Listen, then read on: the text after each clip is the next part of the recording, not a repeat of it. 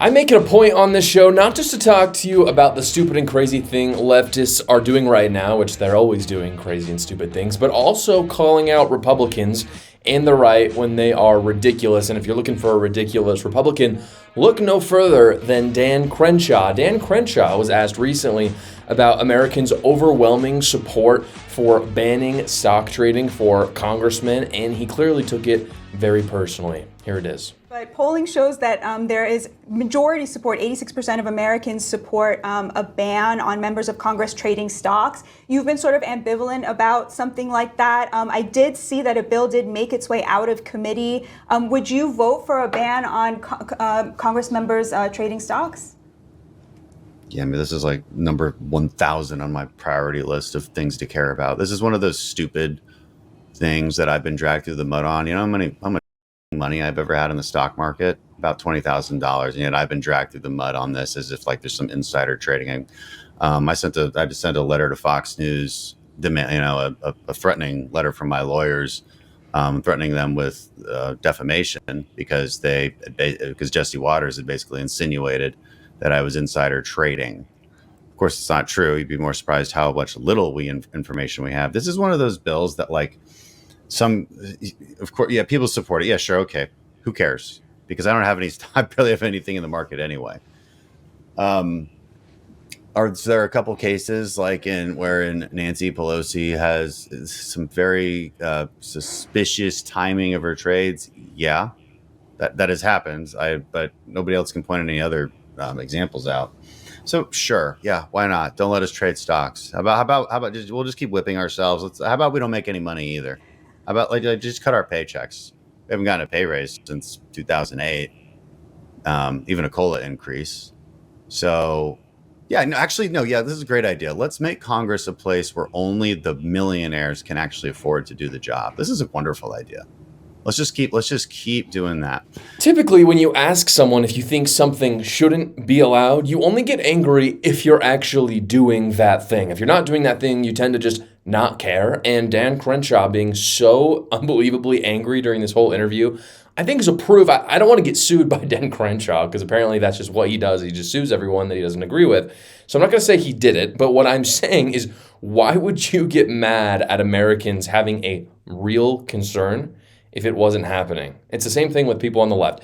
On the left, if you say, hey, by the way, kids are getting gender surgeries and gender affirming surgeries. No, it's kind of the opposite, right? They're like, no, that never happens. That never happens. And then it's angry. I'm going to use my angry voice. How dare you say that children are getting mutilated? And you're like, oh, okay, awesome. Let's ban it then. And you're like, no, why would you ban it? And you're like, wait, I thought it wasn't happening. And this is exactly what Dan Crenshaw just did, but on the Republican side. And look, I get it. At the same time, things get sensationalized. People make it out like every member of Congress is making millions a year in the stock market. I know that's not true. But also, if it isn't happening, then why are you so nervous about it being banned? Like, why do you care so much? This is one of the most frustrating things about Congress. You want to talk about things that are just really unanimously supported. Banning trading stocks in Congress is one of them. But the other one is single issue bills. We don't need these omnibus packages. We don't need 50 bills into one. Just sign one bill. Very easy vote, very simple. It could be like less than a page long. Get an intern, get ChatGPT to write it up, get some people who are experts in law to put some edits in there, make sure it's tight. Maybe it has to be a couple pages, whatever, not 100 pages. And then have everyone, it's one issue. Should we ban the trade of stocks for Congress people? Have Congress vote on it, have the Senate vote on it. It's over. It could be done in 30 minutes flat. It's not hard. They're acting like it's really hard. So why not ban it if it's not happening? The one thing that I do agree with Crenshaw on is that congressmen should be able to make money.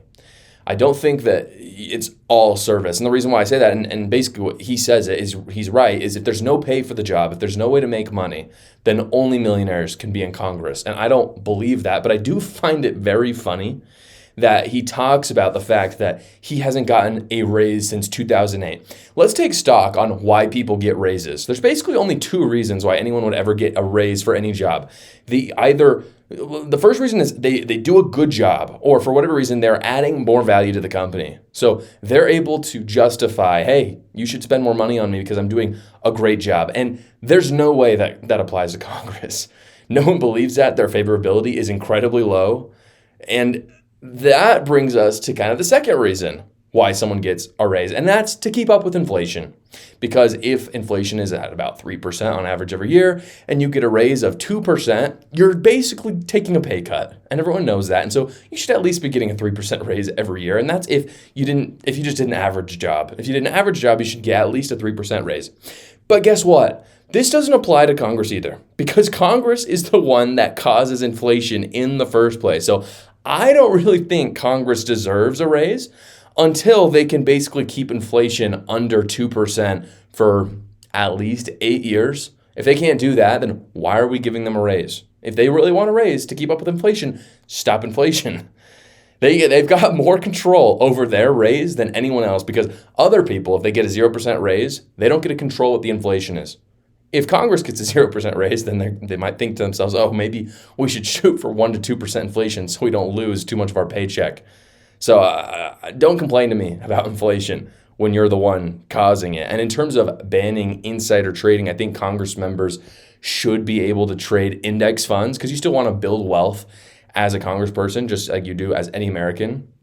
You can still trade index funds. You can't trade single stocks.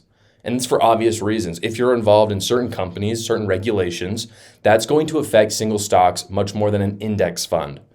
And at some point, if Congress is having hearings with tech companies and things start looking bad, does Congress really have that much more insight than the average American does to maybe pull out a QQQ, for instance, which is a tech index fund? I don't really think so. If you're talking about an individual stock, maybe.